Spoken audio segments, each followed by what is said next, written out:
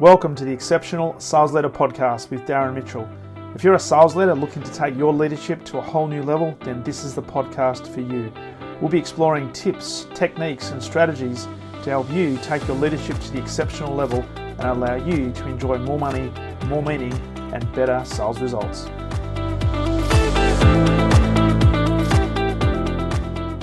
Welcome back to the Exceptional Sales Leader Podcast, and a very special welcome to a man that is, well, is it third generation or fourth generation? Because I'm very privileged to have third generation. So Mr. Robert Kennedy III coming in all the way from Maryland in the USA. Welcome to the podcast, my friend.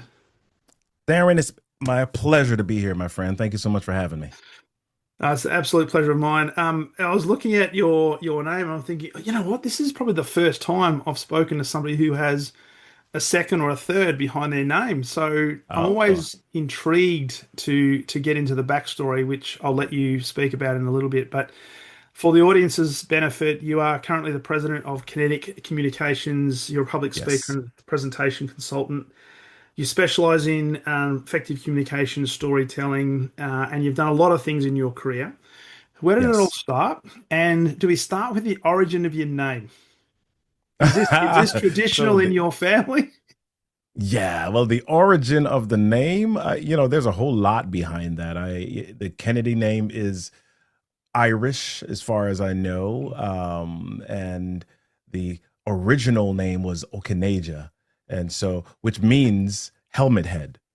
Oh, really? Yes. Helmet head. Yes, that was the Irish coat of arms for the Okanaja clan. It was a helmet. They were warriors, and so we like to joke in our family. I actually presented this history at one of our family reunions several years ago, and I said, helmet head, yeah, that's why so many of y'all are stubborn, because we're Kennedys. It's in the name. So yeah. Love that. So I'm not going to call you Mr. Helmet Head. Yeah. Mr. Robert Kennedy III. So where did it all start for you? So I'm always intrigued. What leads my guests down to the path of what they do today? Was it something you woke up and said, you know what, I'm going to be a master storyteller? Or was it something that evolved over time? So in high school, I took a career inventory exam, one of those exams that should point you down some potential paths for your life. And it said that there were two career paths that would be good for me. One was communications, and the second was electrical engineering. So I went to college and did a degree in biology. Yeah. I think it was back in the day when the Cosby Show was on TV, and then, being a doctor was in vogue. And so I said, I think I want to be a doctor. And so I went to college and I did a biology degree. My second year, I took organic chemistry and totally flunked it and was like, nope, this medical degree thing, it's not working out. I don't think that's what I want to do. I finished the biology degree. I added a history degree to it. And then when I got out of college, I actually was working in the mental health field for a little bit, for about 3 years. And while I was doing that, I got on radio. So I was working with a news anchor for a radio station and did that for a little bit. And then after a few years, I got into the classroom. So I was a biology and physics teacher in high school for about 8 years. And then 2 years I did college as a biology faculty as well. And then leaving that field, I went into instructional design and building online courses. And as I was doing that, I started to do some technical training. And every time I did a training course, people said, hey, are you a speaker? Are you a speaker? Do you speak? Do you do anything else? And I'm like, what are you talking about? They said, yeah, are you a paid speaker? I said, I didn't know people got paid to speak. I mean, although I'm a PK, I'm a preacher's kid. My dad, I guess you can call that paid speaking, but I certainly wasn't going to become a preacher. So I started to do some research about what is this paid speaking ye speak of. And so I finally found a company, an organization called Toastmasters. And I started to do a little bit of training there, got better at speaking. And then I found an organization called the National Speakers Association here in the United States. And Toastmasters taught me the stagecraft or the techniques of speaking, and NSA, National Speakers Association, taught us the business of Mm. speaking. So 2016 is about the year that I really got serious about having this as the main career. Wow. And when you think about it, just as you were talking, speaking to high school children, Mhm. teaching them, biology and physics and so forth and chemistry, it would be, I guess, I would think challenging. And if you can hold Yeah. the audience of a bunch of um, hormone-driven individuals going through all these different changes and have them learn Yeah. something and weave in some influence skills and a few of communication, then when it Yeah. comes to adults, then hey, it should be a lot easier. So, talk to me about that Not experience. necessarily. Challenging? Adults are still children with bills. That's all that is. that's that's it, man. But they get just as distracted.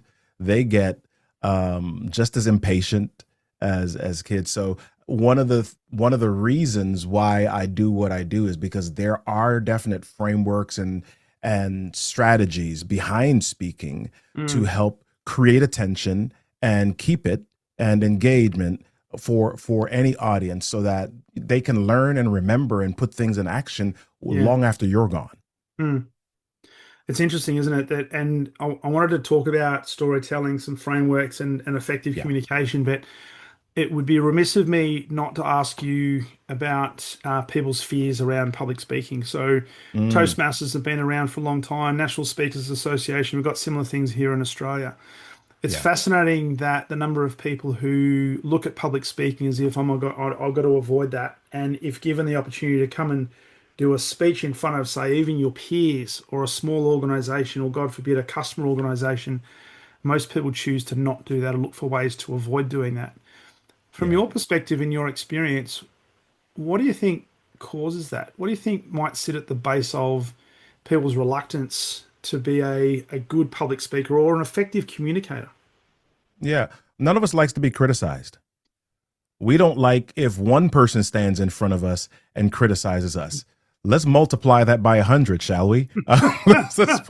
Let's put you on stage in front of everybody. And when I talk about public speaking to people, there's this image that comes to mind. You're in this room of 1,000 people, and you're right smack dab in the center, and then an interrogation light shines down on you and everybody else is pointing towards you, right? And people think that public speaking, that's the experience.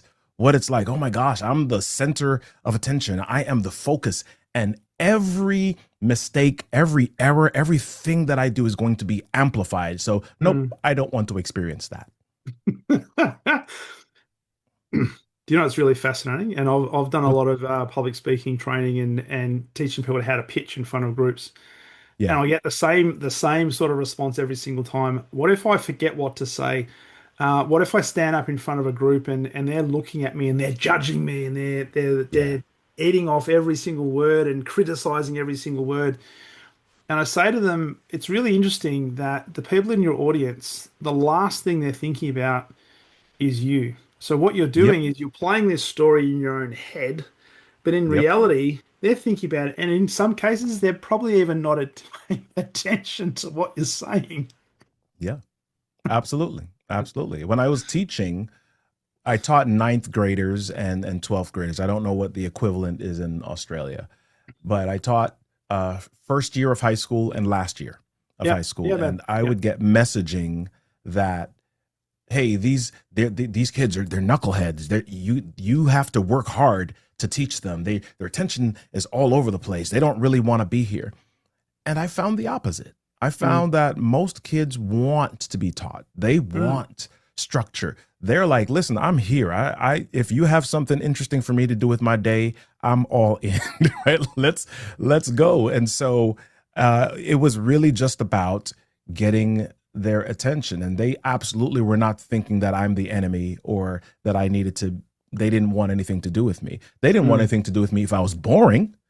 If I didn't grab their attention, if I didn't keep them interested in some way, yeah, of course they would want to shoo me off at that mm, point. But if I created a space where it was okay to laugh, it was okay to have fun, and they were learning interesting things at the same time, Mm. then they would want to come back. And they did want to come back every day. I was that crazy physics teacher who was had the kids racing cars down the school hallways and measuring the speed, and the other teachers would close their classroom doors because my classroom was loud, right? And I just said, listen, this is the atmosphere of learning.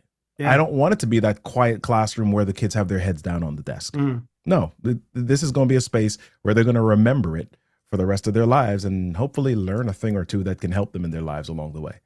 I love that. I love that. So before we touch on, so I guess some frameworks to help her with their communication, storytelling, Yeah. are there some core principles that you, I guess, created or maybe was given passed down from your dad being a preacher, and Hmm. watching him in terms of the engagement? Because as you rightly said, and certainly when I went to school, there was no such thing as learning styles, different learning styles. It was like, this is how we're going to teach you. The teacher's going to be at Yeah. the front of the room. They're going to use a blackboard. They're going to write on the blackboard. You have to copy down everything, and that's how you learn. And we wonder why people didn't learn everything at the same rate. So, are there some Yeah. key principles that you have taken on board or developed that has helped you, I guess, build the foundation for then adding Yeah. on top of that the frameworks? Yeah. So my dad, as a preacher, would go to a lot of different congregations. So yeah, he had his own church, but quite often he would get called to speak at different places, and people were different nationalities, ethnicities. So sometimes he would get called to speak at a Chinese church, or he'd get Okay. called to speak at a Japanese congregation or Hispanic congregation.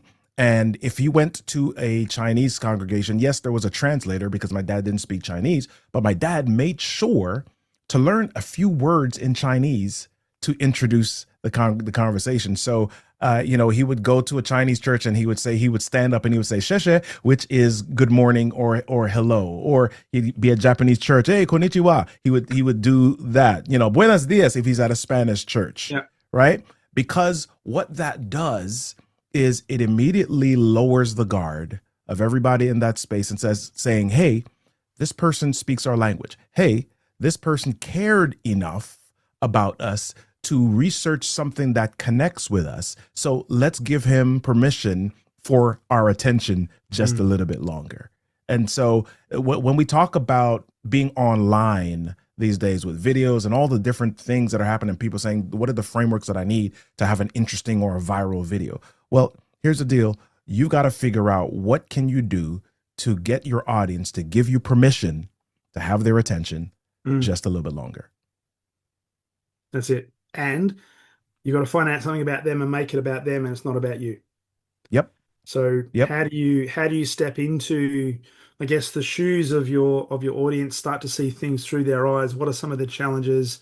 Can you Yeah. articulate that challenge in a way that resonates with them and not stand on your metaphorical soapbox to say, "Hey, I am the savior. I am Yeah. the chosen one." You got to be relatable. Yep. I Yep. love that. Yep. And doing simple things like that language, the Kunichiwa or Cheche is it's so relatable. You don't Yeah. have to then know any more words than that, but it says Right. you've had effort. Yep. Yep. So one of the things that, and you haven't asked this question yet, but I'll jump ahead into it.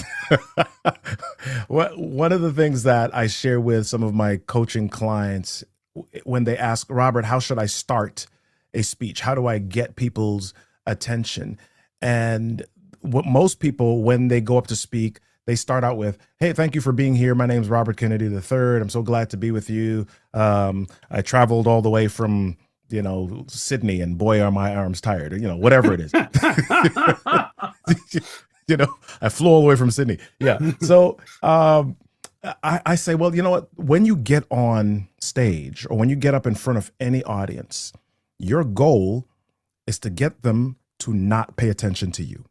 Mm, Your interesting. goal is to get them to get inside of their minds as quickly as possible. So, how do you do that, Robert? Well, there's a cheat code that I have, and this cheat code is based on science. So, our brains work in a way. There's a process that our brains go through called instinctive elaboration. And what instinctive elaboration means is that when your brain is asked a question, it can't help but answer it. Mm, You may not verbalize the answer, but your brain sorts through its mental data set to find out, did I experience this? Do I want to experience this? Have I not experienced this? It goes through, it flips through Mm. that. So if I go up on stage and the first thing that I say is, what did it feel like the last time that it snowed in your city? Now your brain's like, okay, snow, December 22nd, got it. Perfect. Okay. Did I feel a certain way? Okay. And your brain is going through all of that. And now they're not paying attention to you. They're Yeah. paying attention to experiences, or they're Mm. looking for experiences that they've had or not had or want to have. Yep. So anytime you speak, one of the best ways to get their attention inside their heads and paying attention to themselves is to simply direct them with a question. And once you direct them with a question and they can connect that experience, you've already created a connection with them. That's really interesting. And the only question I'd add on top of that is should the question be directed that links to the topic because they're now open to be more influenced potentially if they've got that connection. Yeah, there should always be a link. It doesn't always have to be direct. Mm. And I recommend not asking yes or no questions. So who here is desperate to learn how to become a better effective speaker? Yeah, right. If you want to ask a question that is an experiential question, a more open-ended question. I do a talk on leadership connection, and I start out that talk asking the question, and this is a yes or no question. Mm. But yeah, it's a yes or no question because I asked several questions. I say, how many of you have ever been to a baseball stadium? Great. A bunch of people raised their hands. I said, what was it like when the wave started to go through the stadium? Now their minds start to say, okay, wave. Have I experienced the wave? Okay, yay, wave. And they walk through that. And so shortly after that, I go down into the audience and I have them do the wave. Mm. I literally run across the room with my camera, having the entire audience do the wave, right? And so those first 5 minutes of that talk are energetic. Number Mm. one, number two, it's about them reliving an experience that they've either seen or been a part of at some point themselves. If they've never been a part of it, now they get to be a part of one. Yeah. Yeah. What is my point in talking about the wave? I then asked this question: how do you get a group of people in the same room to all do the same thing at the same time without a whole lot of preparation? So then we start to talk about connection and Yeah. leadership connection and experiences. Yeah. So the Yeah. question that I asked at the beginning isn't necessarily, how many of you want to learn about connection? How many of you know, how many of you have ever been a leader? No, it's about just a general experience Mm. that people may have had. Now I can segue and relate that to something that they may be struggling with in their corporations or organizations. Now, the great thing about that is it's a great example of a pattern interrupt where they probably come in to that room with a certain expectation as to what they're going to experience, Yeah. because they might have seen maybe presidents or CEOs stand up in front of their group if they've been in a corporate and do the same thing, which is just read from a script, stand behind a podium, and it's like a snore fest. Versus you come in and start saying, "Let's do the Mexican way," and start engaging Yep. that way. Say, "Well, this is different," which means they're opening up their minds to be more open now to learning, and be more Yep. ready to maybe be ethically influenced. Yep. Absolutely. Absolutely. Love that. Love that. So with that, let's talk about storytelling in terms of influence and this is effective for people that are speaking in front of small groups, large groups, big groups, but also I'm assuming that it's also effective with one-on-one communication. So whether you're running a small team meeting, a small team huddle, the same sort of principles probably apply. Are there Yeah. specific things? I mean, you start off with how do I get them in their own heads so we can start to build that connection? Is there now a framework that you use that is, I guess, a formula that can help people increase that level of communication and effectiveness throughout the, Yeah. the presentation? Uh, so I'll give you two. I'll give you the execution formula, and then I'll give you the story formula. So there's a formula that I use called EASE for people who are going to be speak. And the E stands for energy, ask, story, explain. Build it backwards, deliver it forwards. Mm-hmm. So if somebody is says to me, Robert, I have to speak in front of an audience, I ask them, okay, what is it that you want them to know? What's the point that you want them to understand? Okay, cool. Once you've got that point, is there a story that you have Mm. that you can share to highlight or to bring to life that point? Okay, yep, you've got a story. Okay, is there a question that you can ask that then leads them into that story? Okay, great. What's the energy that you want them to have? Do you want them to be excited? Do you want them to be reflective?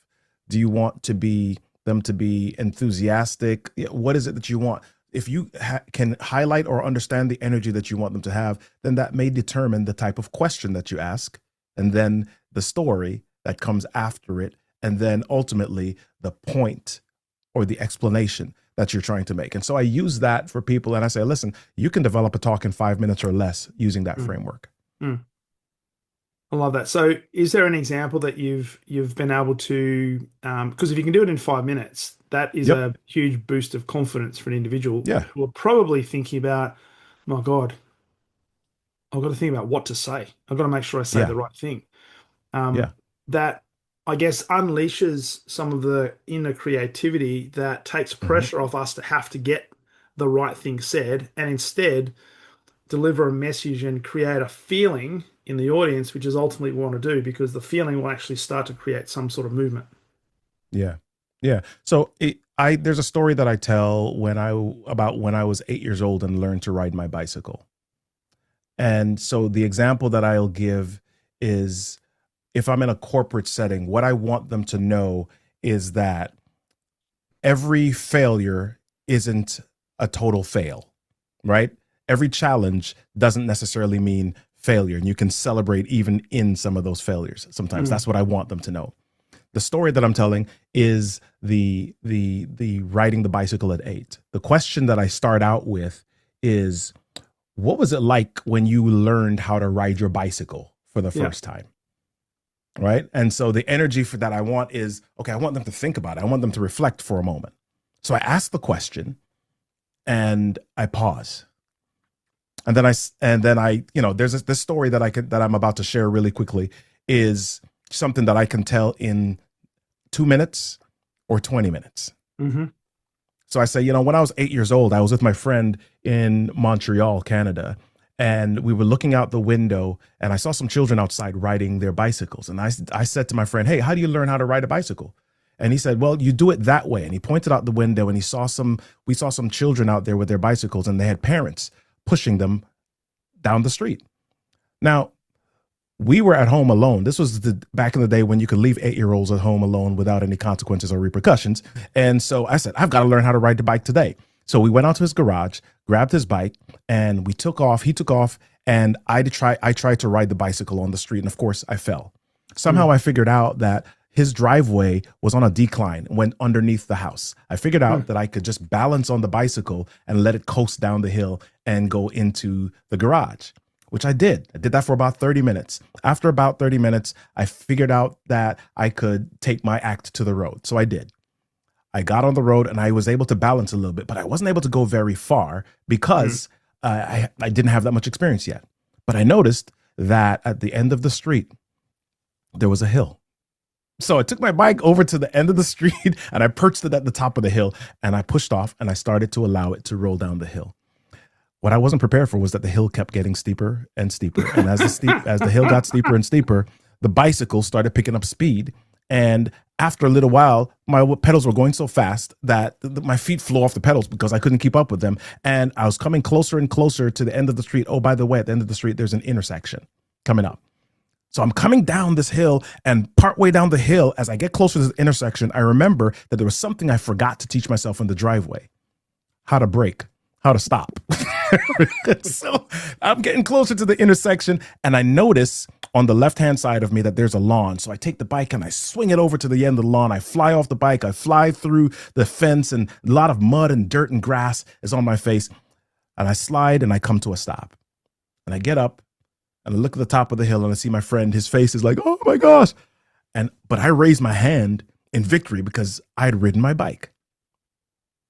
And now I go into the point that I want to make. I'm raising my, how many of you raise your hands in the middle of something that seems to be a total mess or tragedy? Right? And then I go through the lessons inside of that story and how it applies to projects and deadlines and ideas in your corporation, especially around innovation. Right. And so that is a simple example following that framework of a story that I tell. And I, of course, if I'm telling it in 30 minutes, I expand it and I juice it and I really squeeze everything out of it. I love that. I love that because it's what we're talking about here is as a storyteller, it's literally a metaphor. And it doesn't Yeah. have to necessarily be your story. It could be somebody else's story, or you could make up a story which is a metaphor, but you've got to think about what is the point. So, Yep. particularly when you're in organizations that perhaps have a culture that looks at mistakes as a bad thing, you want to be able Yep. to tell a story like that to say, you know what, in order for you to get to a level of competence, you're going to have to Yeah. go through some stages of development, which is the adult learning phases, and you're going to have Yep. to make mistakes, which means you're going to have to Absolutely. slide through the fence and get the grass and get the mud and get it on your face, but still stand Yeah. up and say, despite all of that, I'm still standing. I can still move forward, because that Exactly. then gives permission for your audience to say it's okay to not get it perfect the first time. Yep. Absolutely. Absolutely. So that is a story. I think the second piece of it, the question that you asked was an example of a framework. And I use this example of a framework. Stories have four main pillars, four main elements: context, characters, conflict, and conclusion. Mm, Those are four pillars that every story has. And you want to get people's attention and take them through that because it's a journey, right? If you think about every movie that you've ever seen, it takes you on a journey. If I were to share with you, hey, there was a couple, they had a child, and they decided to send their child on a trip.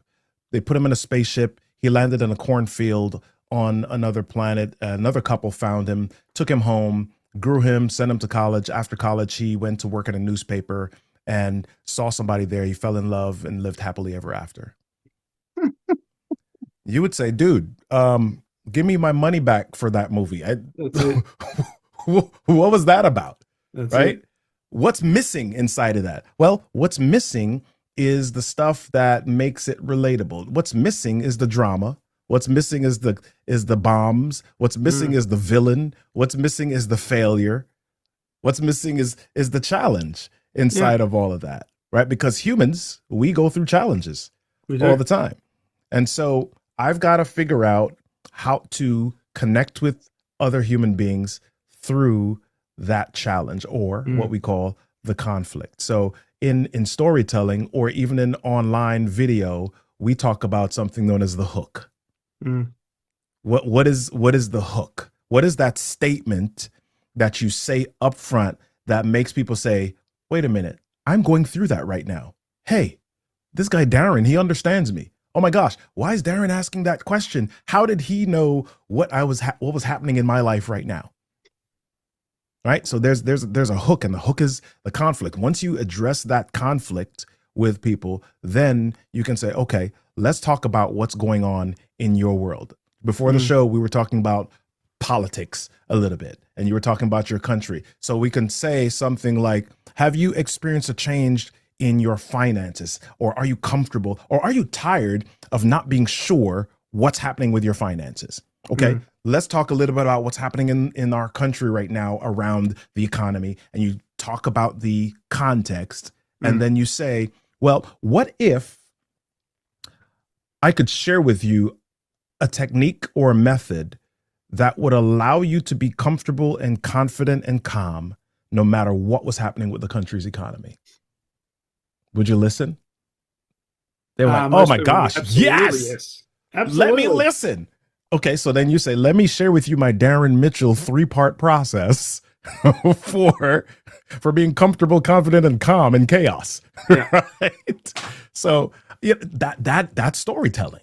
Mm, That's storytelling. You walk them through the context, the conflict, and the character, which is them, and then you take them to the conclusion. A lot of times mm, we do it the other way. mm. We start talking about the fix Yeah. immediately Yeah. before walking them through the story. As you were talking, Robert, I'm thinking this is the hero's journey, which everybody's Yeah. on, and every organization goes through, and I guess countries go through as well. Yep. That it's the transition from the old world to the new world, but you're going to meet mentors, you're going to have challenges, and you're going to be getting prepared for the greatest challenge, Yep. and then get the I guess the elixir and take it back to the old world, but everything now changes. Um, I love the structure. So can you just mention those four things again for people who perhaps didn't get that? Yep. Context, character, conflict, and conclusion. And those are the four pillars or the four elements. Mm, I introduce that as a structure or framework called challenge, catalyst, and change. hmm So the challenge is all of that stuff. It's the context, what's going on. It's the conflict. It's what's broken or what the opportunity is. It's who it's affecting, the mm, characters. And then the catalyst is that moment where they're like, holy smokes, something's got to change. Something's got to shift. That there's a yeah, realization that you come to. And then the change is, okay, it's the product, the program, the process, that what you're going through, yeah. what you will do to solve the problem that you're Mm. having. So from that, obviously there's some science behind this because Mhm. as you mentioned, every blockbuster movie has followed that formula. And I think the Yeah. first blockbuster movie to use that was The Wizard of Oz, that not only introduced color, but Hmm. introduced the hero's journey through that. And Superman, which is the story. So if people were listening to Yeah. that, that was the Superman story, has followed that. So are there some certain principles that people need to be aware of to use in each of those phases? That because you mentioned the hook. So part of Hmm. this is obviously emotion because you want to invoke an emotion in somebody in order for them to lean in and say, "Yep, Yeah. I'm experiencing that, and therefore I want the solution." Yep. Are there some key, I guess, psychological principles that you use as part of this? Because everything we talk about, everything I talk about, certainly in sales, it's got to be ethical, right? We're not Yeah. here to manipulate. We're not here to try and get people to do things they don't want to do. We're here to serve people. But in order to do that, we've got to open the gate for them to want to walk through. So for each of those areas, context, character, conflict, conclusion, but also your challenge, catalyst, and change, are there Yeah. some certain, I guess, psychological principles that we need to be aware of in order for that to have an impact on the audience? Yeah. Well, so it's not as deep as we think it is. It really comes back to the term that we started out this episode with when we talk about connection. Mm, How do I connect with somebody?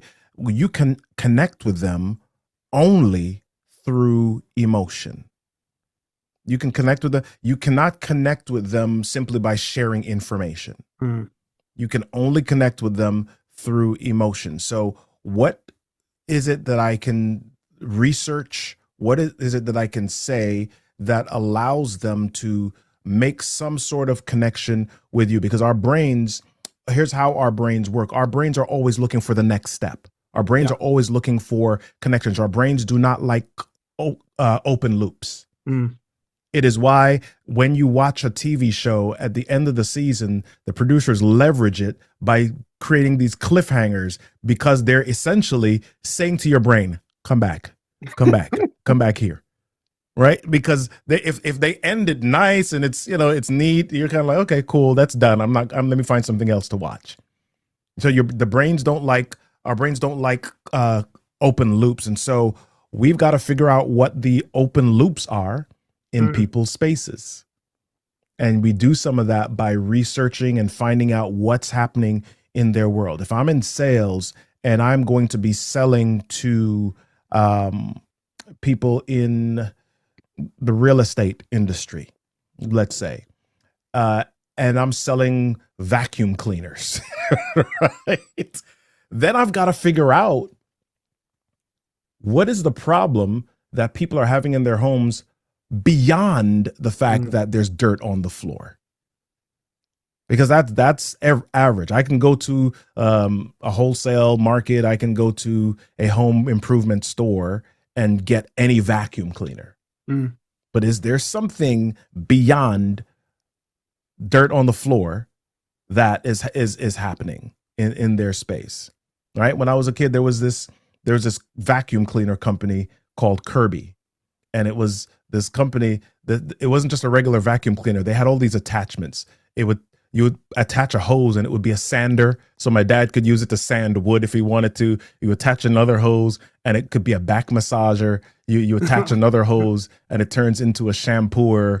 You attach another hose and it turns into this other thing. So what was the problem that they were addressing? What was the challenge that they were addressing? The fact that, oh my gosh, your floor needs to be clean, but there's all these other devices that you have to pull out and plug in and put together for these different experiences in your life. And they said, well, what if you had one device that could help you to be a carpenter, help you to have a clean house, help you to be relaxed and and clean your carpet or wash your floors all at the same time. Yeah, Right? I love Because they were like, people saying, oh my gosh, I have all these things and I don't want to have to plug and where do I store these 6 devices? Okay. Mm. What if you could store it in just one place? Yeah, and that solves the problem. And Yep. the feeling that is created when people see, oh, I can have one device. I don't have to have a cupboard full of cluttered things. I don't have to think about what do I use for what. I've got one Yeah. device. That means it's easier. I feel comfortable now. I'm more likely to lean in and at least investigate purchasing that. Yeah. If you think about Steve Jobs doing his presentation for the Mm, iPod, way back when that came out, what was the problem that people were having? Well, the problem that I had, that I know that a lot of people had, you're driving in your car and you have 500 CDs that you're trying to find find a space to store in your car, and you may have them on the back seat, or then you put them inside of one of those little cases, and then you lose the jewel cases, and if it gets too hot then the CDs get stuck to the thing in the front, and you get the little cloth imprint on the CD, and that was a lot of work. mm, And he was like, listen, what if you could have 10,000 songs in your pocket? mm. Oh my gosh, no more CDs. Oh my gosh, I don't have to worry about breaking the jewel cases. Right. But he was tapping into it was more than just the fact that people wanted to listen to music. Mm. It was well, it's convenience because most people Yeah. want an easy solution. They don't have to think about it. Yep. Yep. And I love the fact that emotion plays a huge part because as we've spoken about, in order for people to do things, they have to have a certain feeling or an Yeah. emotion that drives them to want to do something. Now that could be, as Tony Robbins says, it could be driving away from pain to avoid pain, or in some cases moving towards pleasure. But we have to be able to Yeah. create that emotional connection so that there's a catalyst inside their brain that says, I need to move forward or I need to move Yep. away from that. So how do I keep myself safe or how do I move myself into a new state? So that's really important, the emotional part. Before we bring to a close, Robert, I just wanted for people listening to this, there's been some great ideas and great principles you've spoken about today. For them who are perhaps looking for, I've got to do a presentation that's coming up, or I've got this problem I've got to present to a customer. Some Mhm. practical ideas to start to, I guess, fill the spaces within the four contexts of the context, character, conflict, conclusion. Yeah. Are there some simple ideas that they can use to start to build something? Because you still have to practice, you still have to execute, but Mhm. where's the starting point? If you were talking to a group of first time sales leaders today who have to do a presentation to the board or to a cohort, where would they start using that framework? What's some practical things they can start to do today?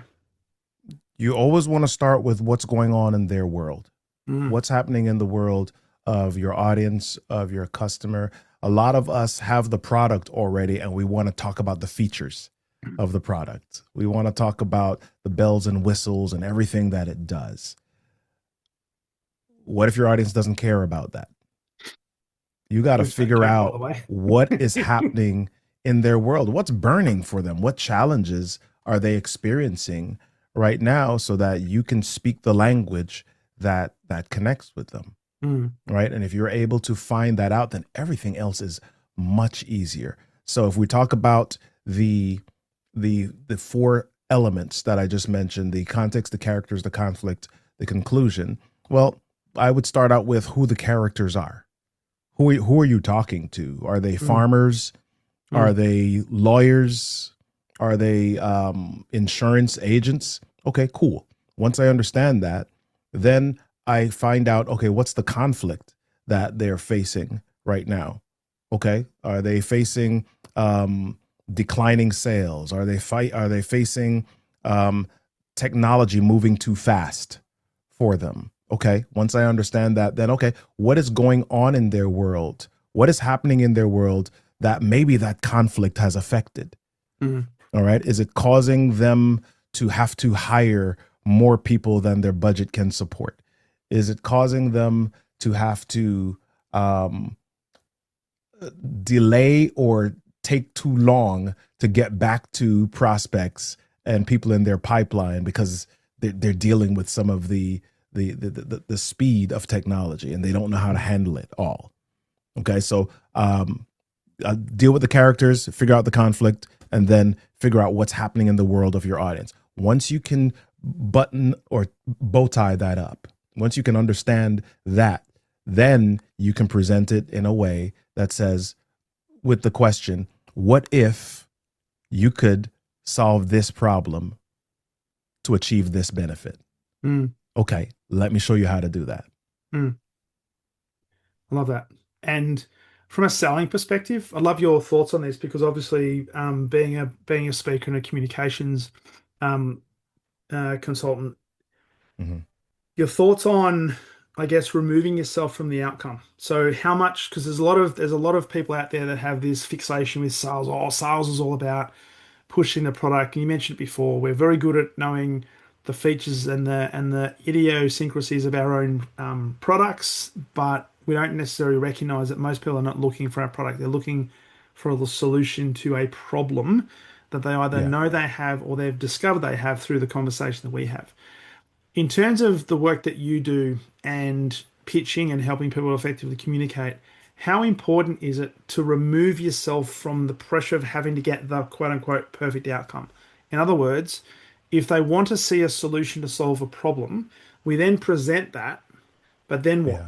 Do we actually go for the killer close or do we leave it up to them to make an educated decision? Because I'm firmly of the belief that only a small percentage of people are ready to buy at any one time anyway. But it's how Yeah. do I plant seeds in the minds of the people I'm speaking with that I'll still be memorable, that when they're ready to purchase, I'll be the first person they think about. Yeah, I would love to be that sales guru that says, "Yes, this is the only answer and this is the only way to do it." The answer for that is it depends, man. It people are at different spaces, different places. People are it depends on what the problem is. Mm, Is it a life-threatening problem that they need to make a decision about quickly? Then mm, yeah, we've got to push buttons a little bit differently. And when I say push buttons, I'm not talking about being manipulative. I'm mm, talking about opening the door. I'm talking about opening eyes and showing people that listen, if you don't make a decision quickly, here is what is going to happen. There is a storm in the next town. There's a wildfire in the mm. next town over, and the forecast is saying that the winds are blowing this way. You don't have insurance on your home. Yeah. The forecast is that it's going to be the fires will be here in the next 3 days, Mm, right? So what your decisions are? Okay, take your chances and wait it out and see if the fire kind of blows around your house, or get insurance so that you're prepared for either outcome, mm, right? And so that is a harder sell because there is urgency and mm, importance inside of that. If it's something that is a luxury or a comfort item, then it doesn't necessarily make sense to force or to try to be manipulative with the no. sale, because then after that they've got the experience of, or they've got the benefit of time where they might experience buyer's remorse Mm, and say, nope, I don't want that anymore. We had when my wife and I were in early in our marriage, there was a guy who came to our front door and he was selling windows, and he was Selling telling us all windows. the windows. Yeah, he was telling us all the stuff. Yeah, if you upgrade the windows in your house, you're going to increase your resale value. It's going to increase the equity in your home, etc. And he came late in the evening. He came about 6:30 or 7 p.m. So he's in our house at our table, and it's like 9 o'clock, 9:15, pushing us to make a decision. And we finally make the decision. This was back in the day, I think, when they tell you the more that you can get people to nod and say yes is the more likely that you can close the sale with them. So Yeah. we said yes, and we signed, and then we both went to sleep, and we woke up in the morning like, holy smokes, what the heck did we do? And we called the company immediately and said cancel, Yeah. right? Because it wasn't an urgent Yeah. decision. It was like a luxury, nice to have, and Yeah. you know, there was some layer of we were tired and not in a space to make a good decision. So yeah, the answer to your question is it depends, man. It's we've got to figure out and be. I like the word that you said earlier. Be ethical in the way that you operate Yeah. and bring Well, people along on a journey. yeah, absolutely. And I look at things like being a salesperson, being a sales leader. Think of it as you Yeah, are a person like, and my daughter's a doctor, so I often use the role of a doctor is to diagnose. The role of the doctor yeah, is not to sell you drugs. So you don't go into a doctor, and the doctor doesn't say, "Well, I've got this special on this XYZ drug today. How about you take 15 bottles of this?" Their role is yeah, to ask you a series of questions to uncover, is there a need? Is there a challenge? And if there is, I've got to diagnose that challenge. But ultimately, they'll make a recommendation, but it's up to the patient as to whether they take that recommendation on board. So yeah, the same thing, that person coming in and selling you windows, I'm sure that if they had have spoken to you about what you actually wanted, what was the need, and you may not even known that there was a problem, but through the right. conversation you realized, man, maybe it was double glazing. Now, if double glazing is there, maybe we can save on our heating costs. That means it's warmer in winter, cooler in summer. Then Yeah, there's something that I can now make a decision on. But if it's just, hey, make a decision, that's where buyer's yeah, remorse comes in, and that's where people yep, get a bad rap on sales. yep, absolutely, absolutely. So, Robert, this has been a phenomenal conversation. Into 2026 that we are now, if there's one thing you want to leave people with in terms of their ability to effectively communicate that we haven't spoken about, that you could leave people with, what would that be? Wow, that is a big question. So we've talked about a lot of different things. We've walked through public speaking. We've walked through sales a bit. We've walked through storytelling. I land in the area of story all the time. And yes, we may be in careers. Yes, we may be in businesses, but I always bring it back to me as a person. Mm, What is the story in my life or the story of my life meant to do? It's not meant for me to just live. It's meant for me to share with somebody else as a means of transformation for them because mm, I'm going through something. I've experienced something. I've navigated something. And if I can take that, I can share that with somebody who may be further behind me in the journey mm. that just might help them make a decision that could change their lives. So share your story. On my podcast that I used to do, I used to say end my podcast by saying everything in your life is your stuff. Your stuff is your story, and your story deserves a stage. It does. Because no matter where you are, there's somebody else that's Yeah. either a little bit behind or a little bit in front, and there's a lesson Yep. everywhere. And That's I'll it. I'll add to that by saying, excuse me, that everybody's on a hero's journey. And the idea of a good ethical influencer is to put the people in their own story and Yeah. help them become the hero of their own story. And if you can do that, they're more likely to do what you ask them to do, as long as you do it Love it. ethically. Love it. Excellent.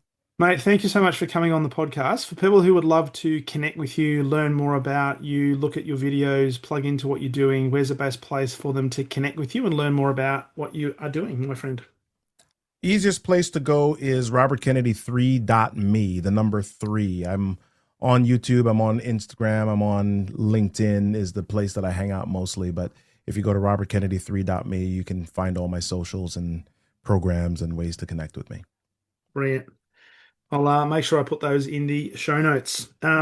Hey, Robert Kennedy the third, the preacher's Yes, son, sir. master communicator and storyteller. Thank you so much for being a great guest on the podcast. And may 2026 be an incredible year for you, my friend. Same to you, Darren Mitchell. I appreciate you, my friend. Thanks, mate. All the best.